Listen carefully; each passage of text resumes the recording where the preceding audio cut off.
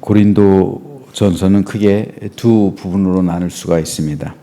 전반부인 1장에서 6장은 교회 내 분쟁과 성적 타락 문제를 다루고 있고, 후반부인 7장부터 15장에서는 결혼과 이혼, 우상 제물, 예배, 부활 문제를 다루고 있습니다.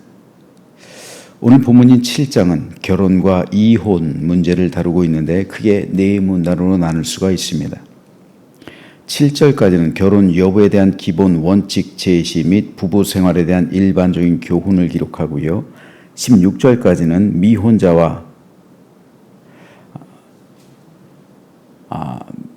미혼자에 대한 독신 생활 권장 및 기혼자의 이혼 문제에 대한 교훈을, 그리고 17절에서 24절은 세상의 신분과 처제에 초연한 성도의 삶의 자세를, 마지막으로 40절까지는 미혼자의 결혼 여부에 대한 구체적인 교훈 및 과부의 재혼에 관한 교훈에 대해서 기록하고 있습니다. 당시 고린도 교회는 결혼 문제를 둘러싸고 두 가지 극단적인 대립을 하고 있었습니다. 그리고 이 두 가지 극단적인 대립의 중심에 성 문제가 있었어요. 헬라 철학은 영과 육을 철저히 분리합니다. 이원론적 사상이라고 해요. 영혼은 순수하고 육은 악하다는 거죠. 이 플라톤의 사상을 가지고 있는 거예요. 바로 이 문제를 두고 사람들의 반응이 두 가지로 갈립니다. 첫째는 육신은 세상적인 것이고 원래 세상에 속한 것이니까 어떻게 사용하든 상관없다는 거예요. 우리의 영혼이 구원받고 육신은 남는 것이기 때문에 그렇다는 거죠. 이 사상을 가진 사람들은 그래서 쾌락주의로 갔습니다. 나아갔어요. 에피쿠로스 학파로 대표되고 있는 쾌락주의 사상이 교회 안에도 침투한 거예요. 그래서 이들은 살아서는 육신을 위해 쾌락을 즐기고 죽어서는 영혼을 위한 행복을 누리자 주장한 거예요. 따라서 이들은 성적으로 문란해질 수밖에 없었고 타락할 수밖에 없었어요. 죄책감이나 회개할 필요 전혀 느끼지 않았습니다. 잘못된 가르침이죠. 거짓 교사들의, 즉 철학 교사들의 잘못된 가르침이 교회 안에 침투해서 이러한 영지주의 사상을 만들어냈던 겁니다. 이와는 반대로 육신은 악하기 때문에 죽여야 한다는 사상이 또 퍼졌어요. 반대, 극단이에요. 그래서 이들은 육신이 좋아하는 건 절대로 하지 않았어요. 씻지도 않았어요. 여러분, 중세 수도사들 전통에 보면 중세까지 이게 계속됐거든요. 고행이. 고행 사상은요, 여기서 시작된 거예요. 고행. 즉, 육신을 죽여야 내 영혼이 구원받는다. 육이 좋아하는 것, 이것은 내 영혼을 망치는 것. 일면 맞는 것 같기도 하지만 틀린 게 바로 거기 있어요. 고행을 통해서 구원받을 수 있다라고 생각했던 거예요. 이 루터까지 개신교가 나오기까지 이 사상은 갖고 있는 거예요. 무려 1500년 동안 갖고 있는 거예요. 이 사상을. 그리고 지금도 카톨릭은 그 사상을 가지고 있어요. 그때보다 많이 완화됐지만 가지고 있습니다. 아직까지도. 그래서 중세시대 때는요, 여러분, 몸을 안 씻었어요. 목욕을 안 했어요. 그리고 그 중심에 성 문제가 계속 있는 게 뭐냐면요, 몸이 더러워지면 어떻게 돼? 냄새가 나잖아요. 끔찍한 냄새가 나죠. 더러운 냄새가 나잖아요. 더러운 냄새가 나면 남자들이 가까이 해요? 가까이 할 생각을 안 하잖아요. 그러니까 성에서 자유로워질 수가 있는 거예요. 가까워하고 싶어도 가까이 할 수가 없으니까. 그래서 냄새가 나잖아요. 안 씻으면은. 여러분, 중세시대 때 수도사들이 뭘로 거룩의 그 단계를 측정한 줄 아세요? 냄새로요. 얼만큼 이 사람이 냄새가 나느냐에 따라서 이 사람의 영성을 판단하는 거예요. 냄새가 많이 나면 많이 날수록 이 사람은 거룩한 사람이에요. 그렇게 판단했다니까요, 중세시대 땐. 씻는 것에 대해서 좀 자유로우십시오. 냄새가 많이 나는 사람일수록 이 사람은 거룩한 사람이다. 추앙을 받았어요. 그래서 일부러 더 안 씻었어요, 수도사들은. 그런 전통이 있었어요. 그 중심에 성 문제가 있는 거예요. 음식 먹는 것도 자제했어요. 부자로 사는 것 거절했습니다. 특별히 결혼하는 것 거부했어요. 성을 더럽게 여긴 거예요. 결국 쾌락주의, 금욕주의, 이것은 양극단이에요. 그 중심에 성 문제가 있는 거예요. 이 성 문제를 둘러싸고 결혼과 재혼 문제가 불거진 겁니다. 이에 대한 사도 바울의 대답은 명확합니다. 하나님께서 사람을 지으실 때 가정을 꾸리셨죠. 즉 결혼 제도를 하나님께서 허용하신 거예요. 만드신 거예요. 결혼 제도를 만드신 분이 하나님이세요. 그러므로 결혼하는 것, 그리고 결혼을 통한 성 문제는 금욕주의자들이 주장하는 것처럼 전혀 잘못된 게 아니에요. 성이 더럽다면 하나님께서 성을 창조하신 거잖아요. 그럼 하나님을 욕되게 하는 거죠. 아니, 성을 통하지 않고 어떻게 자손이 번식이 돼요? 너희는 생육하고 번성하라. 이게 뭡니까? 어떻게 생육하고 번성해? 성을 통해서 생육하고 번성하는 거지. 너희는 생육하고 번성하라. 이것은 하나님께서 허락하신 성이잖아요.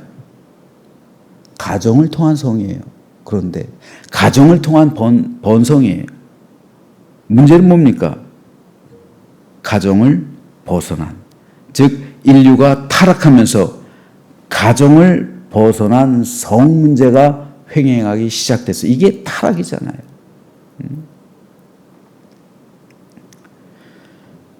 그렇기 때문에 이 쾌락주의로 나가는 거잖아요.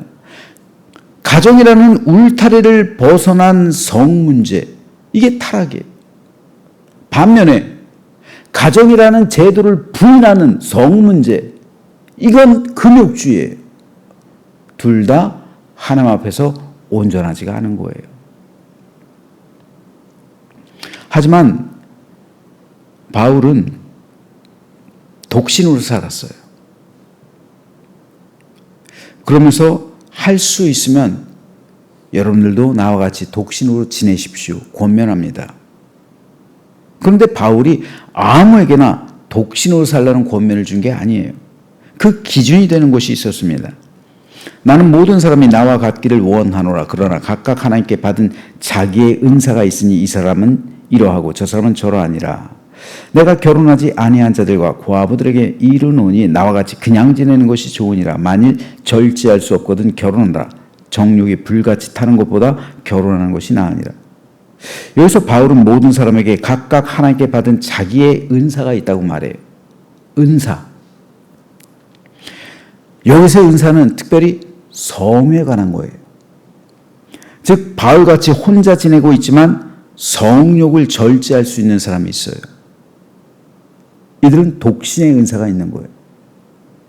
굳이 결혼할 필요가 없다는 거예요. 독신의 은사가 즉 내 안에 있는 정욕을 절제할 수 있는 그런 은사가 있는 사람은 굳이 결혼할 필요가 없다는 거예요.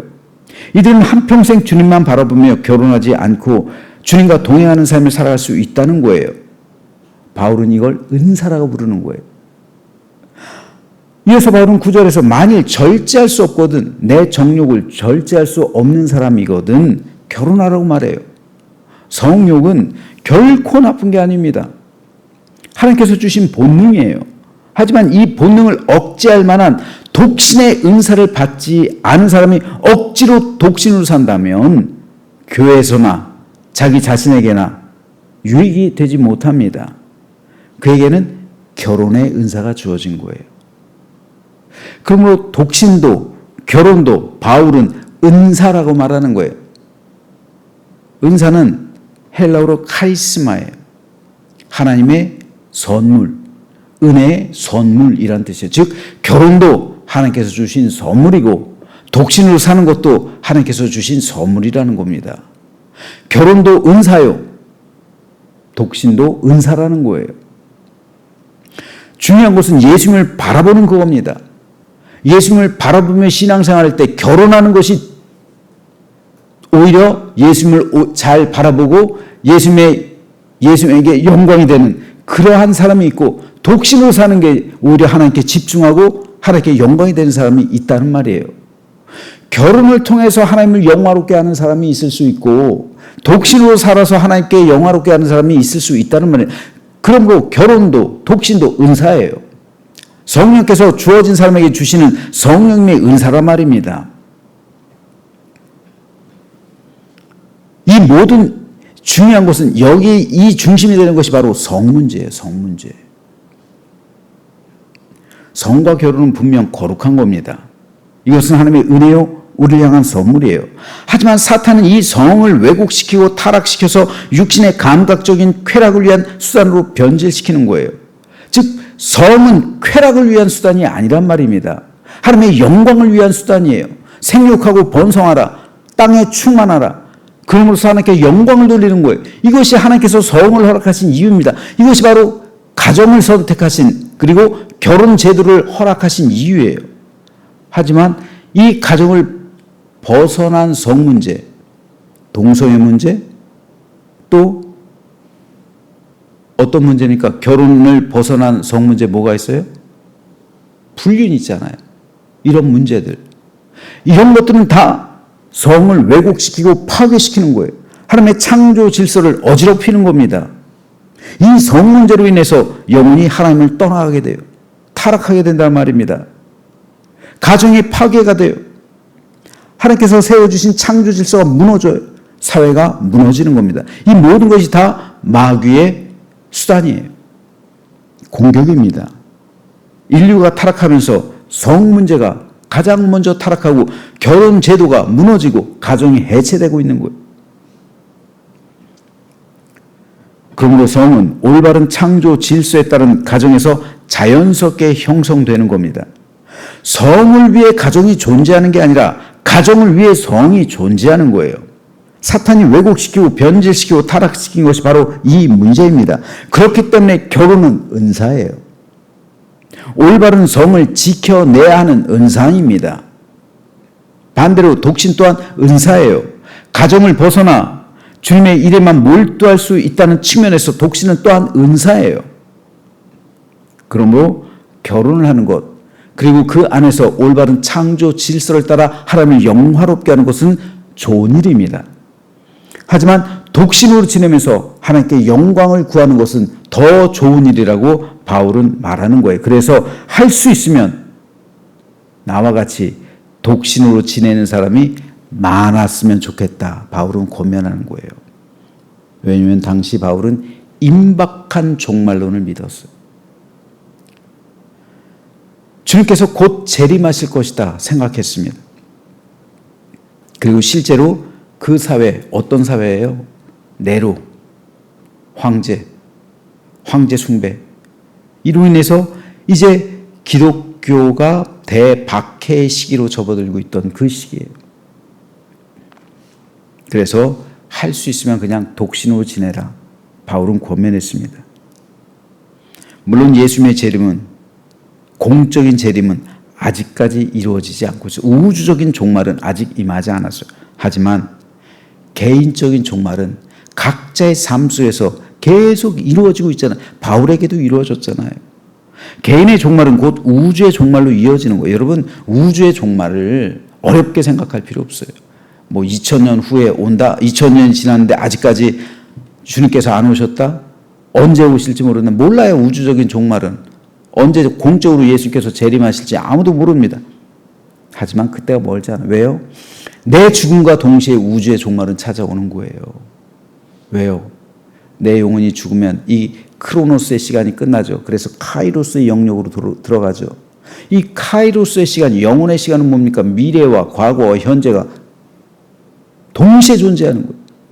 즉 내 영혼이 죽음과 동시에 나는 주님의 우주적인 재림에 동참하고 있는 거예요. 그러면 내 개인의 종말은 우주의 종말이에요. 카이로스의 시간에서는 이것이 동시에 존재해요. 그러니까 여러분, 예수님의 재림을 멀리 생각할 필요 없어요. 내 죽음과 동시에 예수님께서는 재림하시는 거예요. 그렇잖아요. 그래서 나는 하나님의 심판대 앞에서 천국과 지옥을 심판받게 되는 거잖아요. 이것이 우주적인 종말과 연결이 되어 있기 때문에 그런 겁니다. 그럼 그 우주적인 종말은 먼 시대가 아니에요. 바로 나의 죽음과 동시에 임하는 거예요. 그러므로 바울이 될 수 있으면 독신으로 지내라 라는 이 권면은 절대로 틀린 말이 아닙니다. 실제로 바울을 비롯한 주님의 제자를 대부분 순교했잖아요. 그런데 이 순교의 현장에서 배도한 사람이 있어요, 없어요? 있어요. 어떤 사람이요? 가정이 있는 사람이요. 왜요? 죽일 때 가정을 잡아서 로마 군병들이 죽일 때 제일 먼저 누구를 죽였다고요? 자식들. 여러분, 사람이 제일 약한 게 자식이에요. 자식. 자식 문제는 어떤 부모고 다 무너져요. 쉽지 않습니다.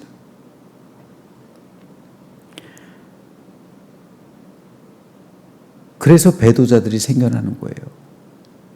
자식 먼저 죽이겠다고 하는데, 여러분들 손주 먼저 죽이겠다고 하는데, 거기서 자유로울 사람 얼마나 있을까요? 근데 만일 바울처럼 혼자였다면 여기서 이 문제에서 해방되는 거잖아요. 기꺼이 순교할 수 있잖아요. 내 한 몸 목숨이야 뭐 기꺼이 버릴 수 있죠. 근데 자식들은 그렇잖아요. 손주들은 그렇지 않단 말이에요. 손주 먼저 죽이겠다고 하는데 여러분, 그럴 분이 기꺼이 죽이라고 할 사람이 얼마나 되겠어요. 그러니까 배도하는 거예요. 여기서 자유롭지가 못한 거예요. 지금도 마찬가지예요. 물론 지금은 그런 시대는 아니에요. 그런데 한번 생각해 보세요. 왜 목회자들이 돈에 대해 탐심을 가질까요? 가정이 있기 때문에 그런 거예요. 가정이 있기 때문에. 나 혼자 살면 이까지 돈이 뭐 그렇게 중요할까요? 돈이. 신부처럼 혼자 살면. 아마도 목회자들도 굉장히 깨끗한 사람이 많아질 겁니다. 그런데 가정이 생기면 돈이 필요해요. 왜요? 자녀들 잘 키워야 되잖아요. 아내도 행복하게 해야 되잖아요. 자식들 앞에서 목회자도 아버지일 뿐이잖아요. 가정이 있으면 온전히 목회에만 집중하기 쉽지 않아요. 분산된단 말입니다. 목회는 나를 대신해서 다른 사람이 와서 해도 돼요. 하지만 가정은 남편의 역할, 아버지의 역할, 내가 아니면 누가 해요? 그러니까 가정이 있으면 목회자들도 목회에 소홀한 것이 사실이에요. 집중하기가 어려워요. 바울의 말 1000번, 10,000번 이해할 수 있어요.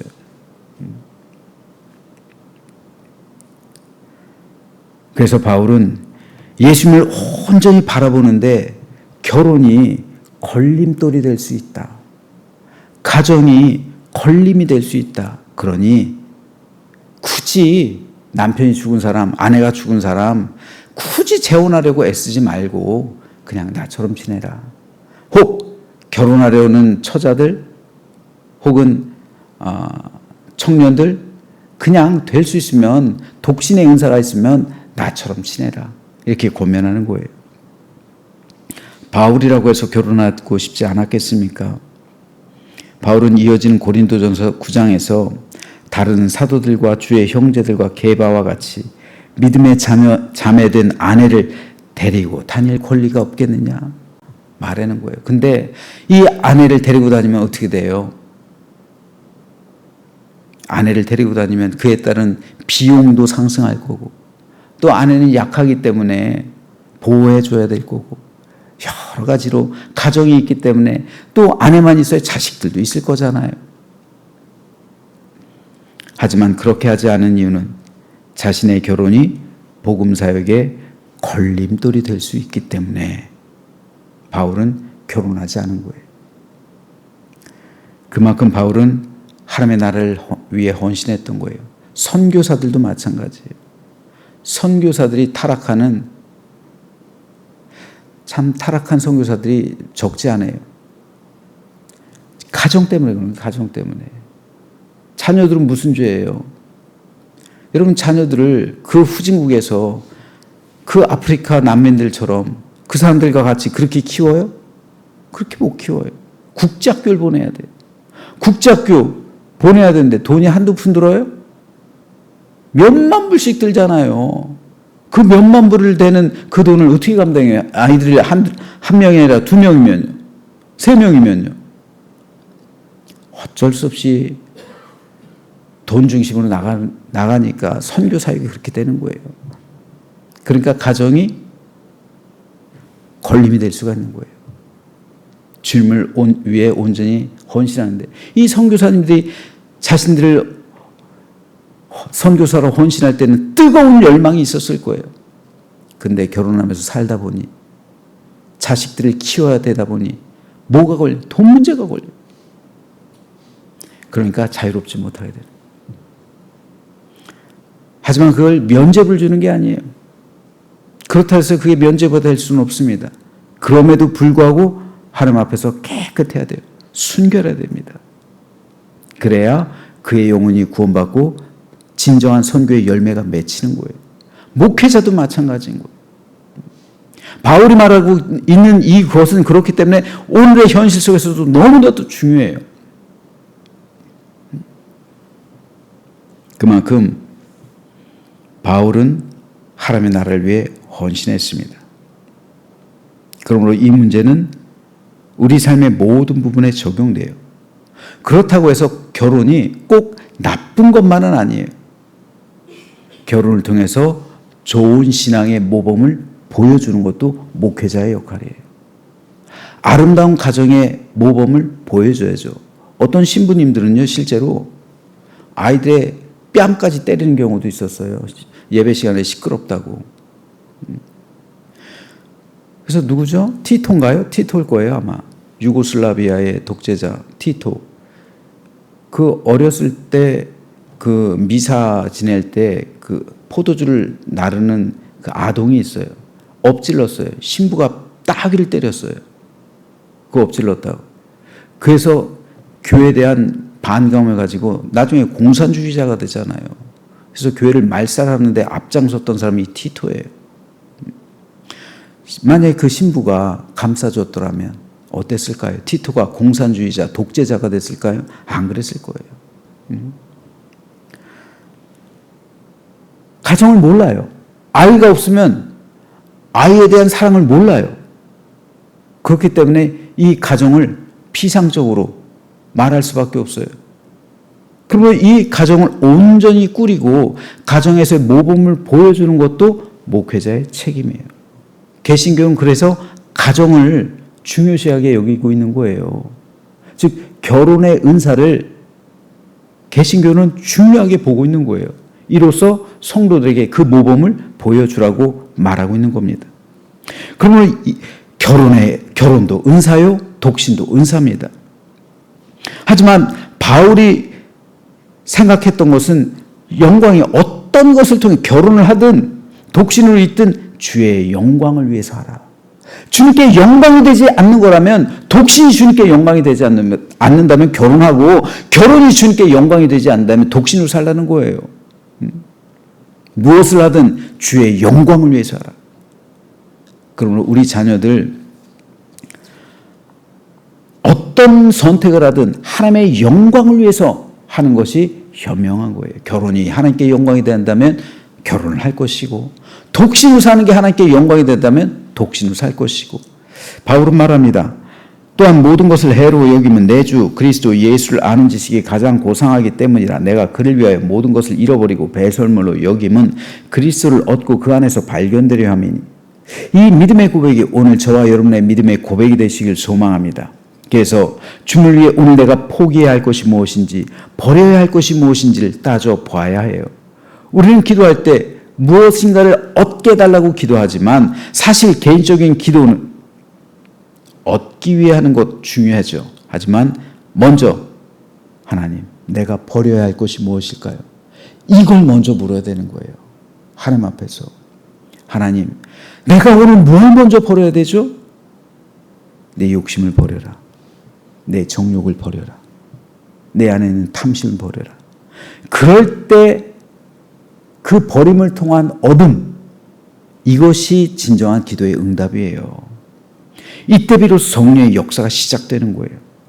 그러면 저는 오늘 우리 모두 바울처럼 주를 위해 내가 포기해야 할 것이 무엇인지 오늘 기도를 통해서 배우고 응답받으며 온전한 결단을 하게 되기를 소망합니다.